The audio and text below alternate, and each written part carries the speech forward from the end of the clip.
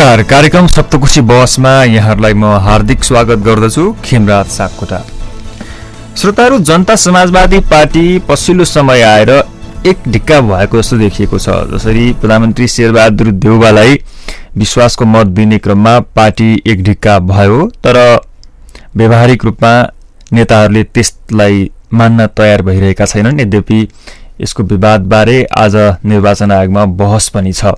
आज हामी सप्तकोशी बहसमा जनता समाजवादी पार्टी आगामी दिनमा कसरी अगाडि बढ्छ, अब एकजुट भएकै हो त या आधिकारिक रूपमा यसलाई टुङ्गोनी लगाउने पक्षमा नेताहरू छन् त भन्ने विषयमा कुराकानी गर्न गइरहेका छौँ। र सरकारका गतिविधिका बारेमा, सरकारमा सामेल हुने नहुने विषय पनि जनता समाजवादी पार्टी अनिर्णित नै जस्तो देखिएको छ अहिलेसम्म आएर, र यो सरकारलाई गठबन्धनमा भइरहँदा कसरी सफल बनाउने भन्ने विषयमा पनि आज हामी कुराकानी गर्न गइरहेका छौँ। र आज हामीसँग जनता समाजवादी पार्टीका केन्द्रीय सदस्य सञ्जय सिंह टेलिफोन सम्पर्कमा जोडिनु भएको छ। सञ्जयजी, यहाँलाई कार्यक्रममा हार्दिक स्वागत गर्दछु। धन्यवाद। अब तपाईँहरूको पार्टी एकजुट भाव हो होइन?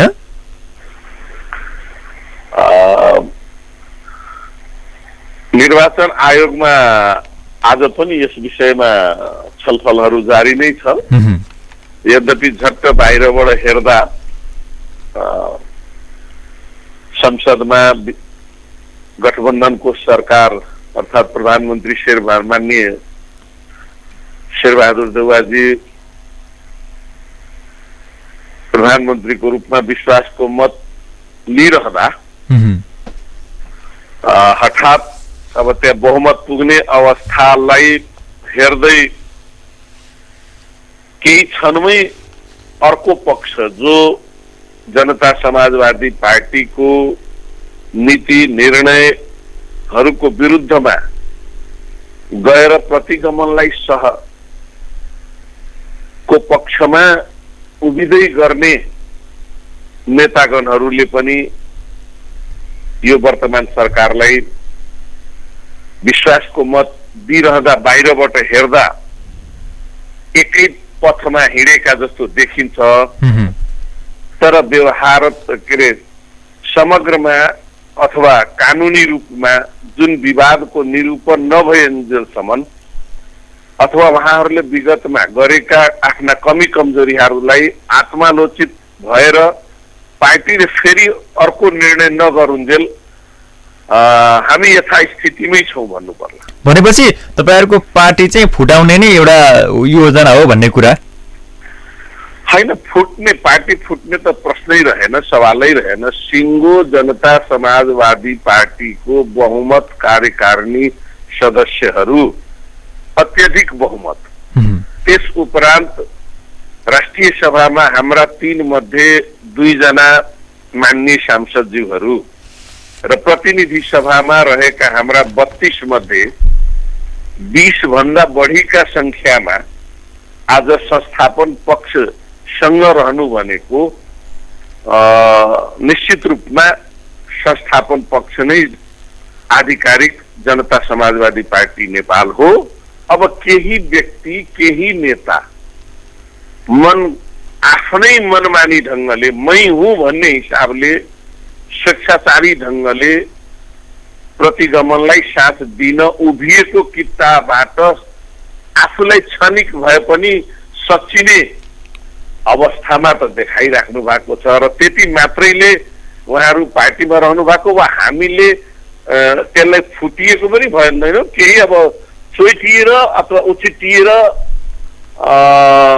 अहिलेसम्म हाम्रो किताबाट अग्रगमन, संघीयता, लोकतन्त्र, गणतन्त्रको किताबाट उहाँहरू अलग रहेको महसुस गर्दछौँ। भनेपछि अब केहीले चाहिँ कस्तो विश्लेषण गरिरहेका छन् भने खास गरी संसदीय दलमा सांसदहरूमा चाहिँ उहाँहरूतर्फ बहुमत थियो। पछिल्लो समय सरकार गठन हुने अवस्था देखिएपछि नेताहरू धेरैलाई तानियो, कतिलाई लोभमा पारियो, कतिलाई प्रलोभन दियो, मन्त्री बनाउने आश्वासन दियो भनेर पनि भन्न थालेका छन् नि। होइन, हेर्नुहोस्, राजनीति गर्दै जाँदा के देखिन्छ भने एक थरी साथीहरू त्यति बेला भुलभुलैयामा गएकै हुन् प्रतिगमन पक्षमा र अलिकति त्यो सस्तो ढङ्गले राजनीतिलाई दीर्घकालीन रूपमा विश्लेषण गर्न नसकेर सीमित स्वार्थमा अथवा तत्कालै त्यतापट्टि जाँदा मन्त्री खान पाइन्छ कि भनेर केही साथी गए पनि देखियो पनि। अहिले पनि त त्यो देखियो नि तपाईँहरूतर्फ यताको सरकार बनेपछि देखिएकै हो। तर अहिले तपाईँले के विचार गर्नुपर्छ भने त्यो अवस्थाबाट विमुख भइरहँदा, हामी सडकमा सङ्घर्ष गर्ने अवस्थामा रहँदा, हामी प्रतिगमनको विरुद्धमा लडिरहँदा त्यति बेला आम नेपाली जनता र जनता समाजवादी पार्टीका शुभचिन्तक समर्थक र आम कार्यकर्ता नेताहरू सबै पंक्तिबद्ध भएर प्रतिगमनको विरुद्धमा अग्रगमनको पक्षमा रहेको परिणाम स्वरूप बहुमत कार्यकारिणी समिति र अधिकांश सांसदहरू जो अलिकति गौण थिए, बीचमा भनौँ न अलिक के होला नहोला, कतातिर रहँदा सुरक्षित रहौला भन्ने कुराको निर्क्योल नहुन्जेलसम्म केही साथीहरू, एकाध साथीहरू त्यस्ता भएका थिए जो पछिल्लो टाइममा प्रतिगमनको अन्त हुन लागेकै पूर्व सन्ध्यामा उहाँहरूले आफूलाई करेक्सन गर्दै आफ्ना गतिविधिहरूलाई सुधार्दै संस्थापन पक्षका नेताहरूसँग सबै कुराहरू प्रष्ट गरी राखिसकेको हकमा उहाँहरूलाई एकदम स्वागतपूर्ण ढङ्गले, जसले पार्टीको पक्षमा, पार्टीको निर्धारित निर्णयहरूको पक्षमा, पार्टीले लिएको अडानको पक्षमा रहन्छ, उहाँहरूलाई त स्वाभाविकै हो, उहाँहरूलाई हार्दिकताका साथ लिनु पर्दछ।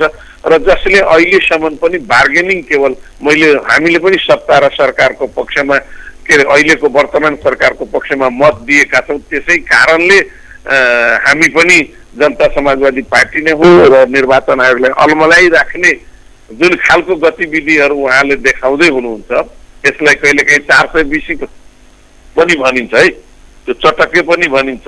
एकै छिनछिनमा चाहिने आफ्नो आवरणहरू परिवर्तन गरिराख्ने प्रवृत्तिको विरुद्धमा त हामी आवाज उठाएका हौँ। हामी भनेपछि तपाईँहरूतर्फ आएका केही सांसदहरूलाई चाहिँ पछिल्लो समय तपाईँहरूले प्रलोभन देखाउनु भयो होइन?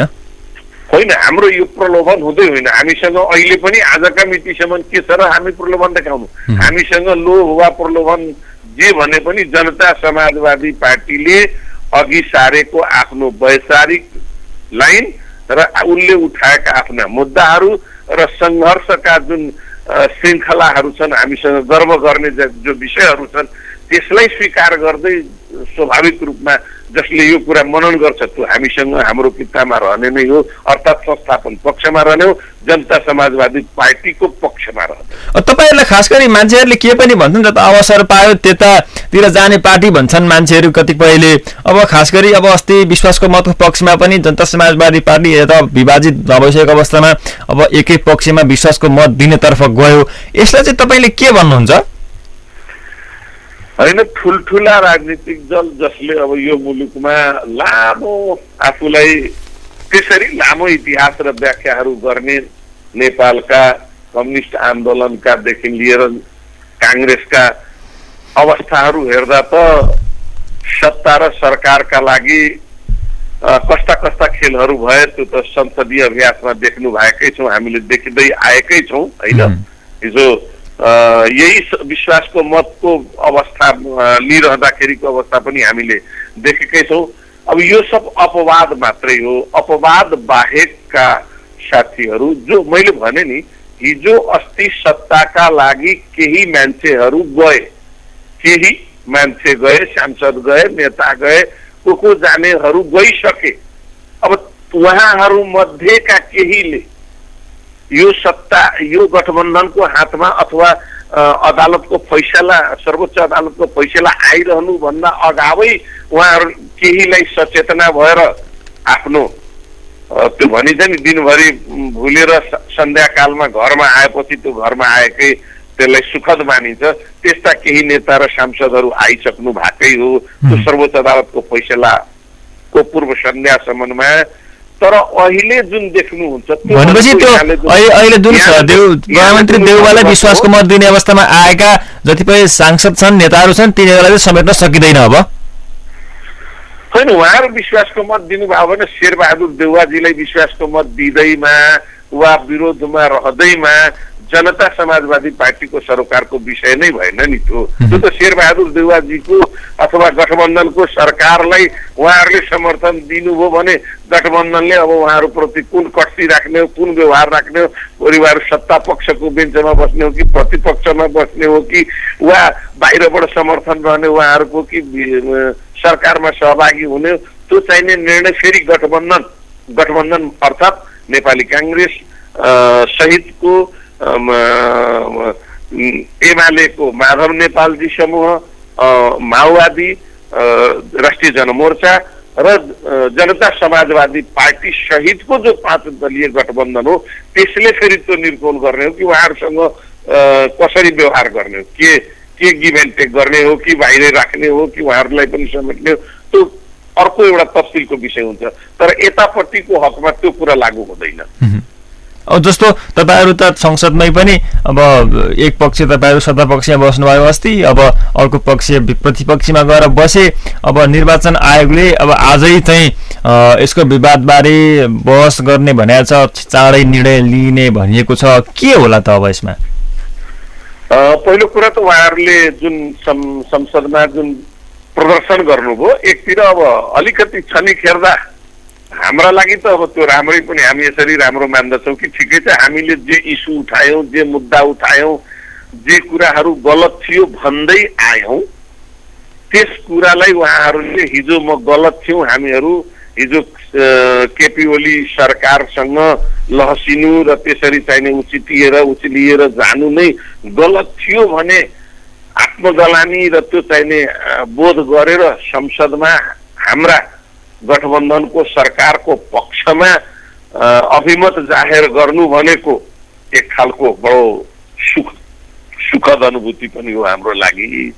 अब यता निर्वाचन आयोगले पनि अब कुनै पनि ढिला र हिला बहाना नगरिकन निर्वाचन आयोगले एउटा कुरा स्पष्ट के बुझ्नुपर्छ भने सुरुदेखि नै हामीले सप्रमाण र एकदम जुन डकुमेन्ट्स मागेको छ, जति बेला जस्तो भनेको छ, सशरीर उपस्थिति भएर, जसरी सर्वोच्च अदालतमा बहुमत पुर्याउन आफ्ना सशरीर उपस्थिति भएर हाम्रा नेताजीहरू, माननीय सांसदजीहरू हाजिर हुनुभएको थियो, त्यसरी नै यहाँ निर्वाचन आयोगमा पनि आफ्ना सम्पूर्ण निर्णय कागज पत्र सहित आफ्ना आधिकारिकताको दाबी सहित हामी सशरीर त्यहाँ उपस्थिति जनाइरहँदा अब निर्वाचन आयोगले कुनै पनि हिला बहाना अथवा कुनै पनि लेकिन किन्तु परन्तुमा नअल्मलिकन हिजो कतैबाट निर्देशित प्रेषितहरू पनि भएका हामी सुनिरहेका पनि थियौँ र छौँ। त यो सबबाट अलिकति उहाँहरूले मुक्त भएर निष्पक्ष सत्य र न्यायको पक्षमा उहाँहरूको निर्णय आउनेछ। एउटा कहावत पनि छ नि त, भनिन्छ पनि सत्य परेशान हो सकता है लेकिन विचलित और पराजय नहीं। हामी थोरै धैर्यताका साथ हेरिरहेका छौँ, निहालिरहेका छौँ सबै कुराहरू। न्याय सत्यको पक्षमा हुन्छ। त्यो सत्यको पक्ष भनेको जहाँ जुझारू र न्यायप्रेमी कार्यकर्ताहरू, कुशल नेतृत्वहरू नेताहरू हुनुहुन्छ, मान्य सांसदहरू हुन्छ, यही संस्थापन पक्षलाई नै आउनेछ भन्नेमा हामी पूर्ण विश्वस्त छौँ। तर तपाईहरु जसरी करिब एक वर्ष अगाडि जसरी तपाईहरुले पार्टी एकीकरण गर्ने भनेर रातारात अध्यादेश ल्याएपछि पार्टी फुट्ने डरले यो गर्नुभयो, तर तपाईहरुका केही वैचारिक कुराहरू पनि मिलेका थिएनन्। यसलाई चाहिँ कसरी हेर्ने त? जस्तो एक वर्ष पनि नपुगी पार्टी यसरी विभाजित हुन्छ, यसलाई चाहिँ कसरी हेर्ने? छैन, लामो समयसम्म हामी पहिला पनि त्यो एक वर्ष अगाडिको वैशाख 10-11 गते भन्दा पूर्वको अवस्थामा लामो समयसम्म हामी आन्दोलन गर्दा पनि सँगसँगै मोर्चाबद्ध आन्दोलनमा पनि थियौँ। तपाईँहरूले देख्नु भएको होला, स्थानीय निकायको निर्वाचनमा पनि 2 नम्बर प्रदेशको सिलसिलामा हामी सँगै निर्वाचनमा गएकै थियौँ। त्यस उपरान्तको प्रतिनिधि सभा र राष्ट्रिय सभा के अरे हाम्रो यो प्रदेश सभाको निर्वाचनमा पनि सँगै थियौँ र 2 नम्बर प्रदेशको सत्ता सहकार्यमा पनि तत्कालीन राजापासँग हामी सँगसँगै थियौँ।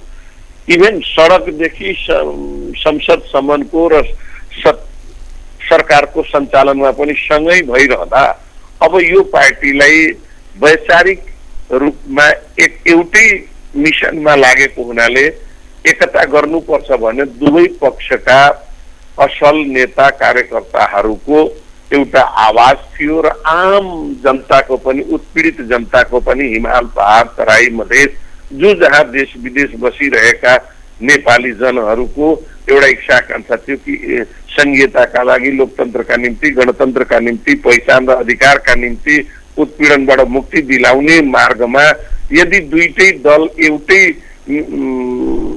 मिसनमा लागेको छ भने किन दुईटा दल भइरहनु एउटै हुँदा अझै सशक्त हुन्छ बलियो हुन्छ र प्रतिनिधित्वको सवालमा पनि मुद्दाहरूको उठानको सवालमा यसलाई निरूपण गर्ने सवालमा बल पुग्दछ भन्ने विश्वासका साथ त्यो अब त्यो संयोगवश भनौँ त्यति बेला प्रतिगमनका निम्ति केपीजी एकदम तम्सेका बेला पनि त्यो एउटा सहजता हुन गयो त्यसलाई अझै नजिकीकरण गर्न बल पुगो हामीलाई मद्दत पुगो त्यो हामीलाई त्यसलाई हामीले सुखदै रूपमा लिन्छौँ तर अब अच्छाई गर्दा गर्दै पनि अब मानवको स्वभाव हुन्छ प्रवृत्ति हुन्छ क्षणमै अलिकति आफूलाई स्थिरता दिन नसक्ने आफू विचलितमा पर्ने यही प्रवृत्तिको कारण त नेपाली राजनीतिमा अहिलेसम्म अस्थिरताहरू छ यसलाई तबसम्म हामी ट्र्याकमा ल्याउन सक्दैनौँ जबसम्म राजनीतिक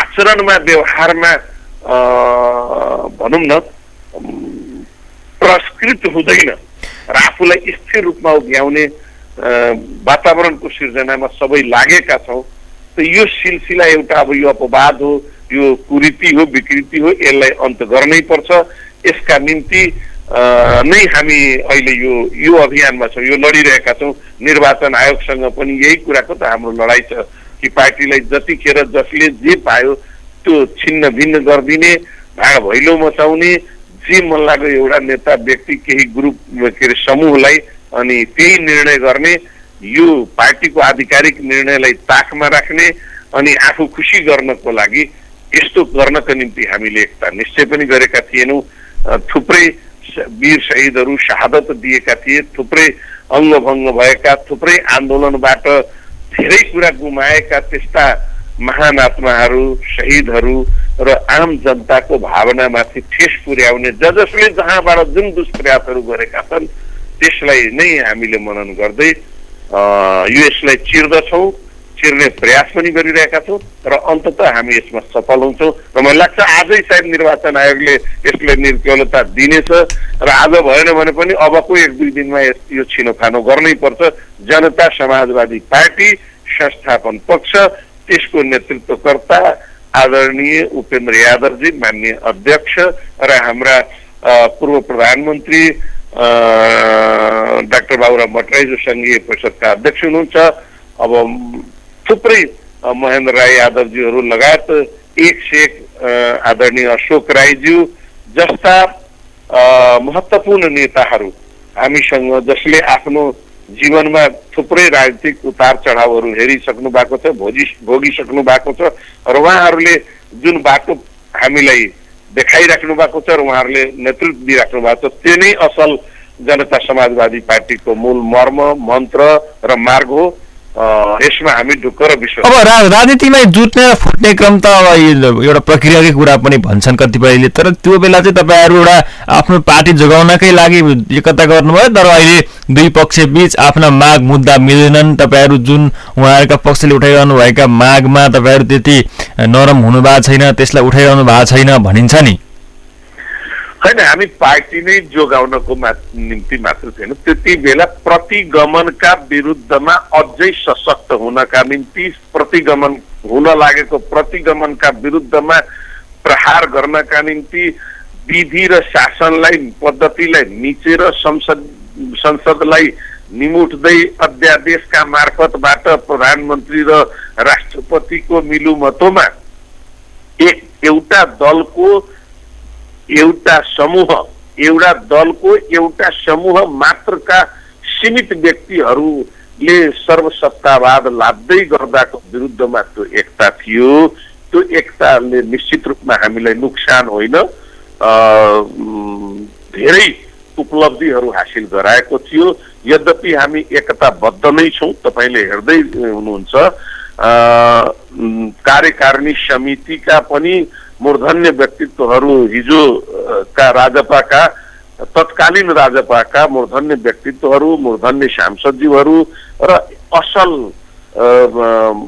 इस्युमा हिँड्ने मुद्दा विशेषमा हिँड्ने कार्यकर्ताहरू अग्रपंक्तिमा रहने अगुवा व्यक्तित्वहरू बौद्धिक व्यक्तित्वहरू ती सबै व्यक्तिहरू त आज संस्थापन पक्षसँग जनता समाजवादी पार्टीको पक्षमा उभिनु नै त्यो महत्त्वपूर्ण कुरा हो। अब 2-4 व्यक्ति आते जाते आयाराम गयाराम हुँदै गर्छ र उहाँहरूसँग एकदमै कुनै हाम्रो अब त्यो कुनै पारम्परिक अथवा अब धेरै लामो कुनै दुश्मनी अथवा त्यो होइन। उहाँहरूले पनि भोलिको दिनमा आफूलाई आफ्नो आचरण आफ्नो व्यवहार सपारेर सुरेर जनता समाजवादी पार्टीले नै लिएको जुन नीति र कार्यक्रम र जो आधिकारिक निर्णय हो यसलाई हामी मान्दछौँ यसलाई हामी स्वीकार्दछौँ भनेर कोही यदि आउँदछ हिजो कांग्रेस कम्युनिस्ट जो एकदम हामीसँग साह्रै टाढा भएकाहरू त सँग सहकार्य हुँदा रहेछ भने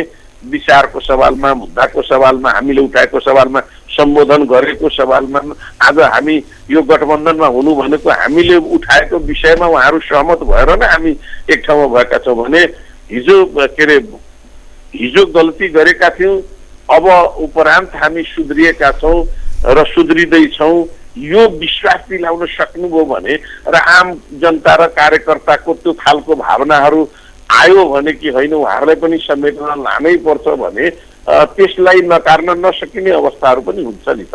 त्यस कारणले राजनीतिमा कतिखेर के हुन्छ र सधैँ नकारात्मक कुराहरू पनि लिएर हिँडेर पनि हुँदैन। हामी सकारात्मक छौँ तर सकारात्मक तब हुन्छौँ जब उहाँहरूको व्यवहार सकारात्मक हुन्छ। अहिले पनि 2 खालको उहाँहरूको प्रवृत्ति हो। प्रतिपक्षको बेन्चमा अघि आधी घण्टा अगाडिसम्म 1 दिन अगाडि निवर्तमान प्रधानमन्त्रीलाई विश्वास दिलाउन जानुहुन्छ कि हामी तपाईहरुसँगै हुन्छौं केपी ओलीजी सँगै बस्छौं हामी प्रतिपक्षमै बस्छौं। सदनमा प्रवेश गरिरहँदा सम्बन्धमा उहाँहरूले महन्तजीले सदनमा बोलिराख्दाखेरिको पनि अवस्था कस्तो लागिरहेको थियो भने उहाँ अझै पनि अनिर्णयको बन्दीमा हुनुहुन्छ। के गरौँ नगरौँ जस्तो देखाउनु भयो। तर अकस्मात मत दिने सवालमा प्रतिपक्षी बेन्चबाट उठेर आएर उहाँहरूले सत्ता पक्षलाई मत दिनु भनेको एउटा मती सुध्रिएर सुमार्गमा लाग्न थाल्नु भएको जस्तो देखाउने। अर्को निर्वाचन आयोगलाई पनि अलिकति डायलमा राख्ने है, दुधारमा है। हामी यसरी मिल्दैछौँ, हामी एकै ठाउँ छौँ, तपाईले हार्ड एन्ड फास्ट कुनै उनमा लिनु होला अथवा हामी माथि त्यसरी उन्न सोच्दैन भने भ्रम सिर्जना गर्ने खालको गतिविधि र उहाँहरूको मुठीबाट उहाँहरूको चङ्गुलबाट भनौँ न। भनेपछि अब निर्वाचन आयोग पनि यो रवैयाबाट प्रभावित हुन सक्छ भन्ने कुरा गर्नुभयो हो?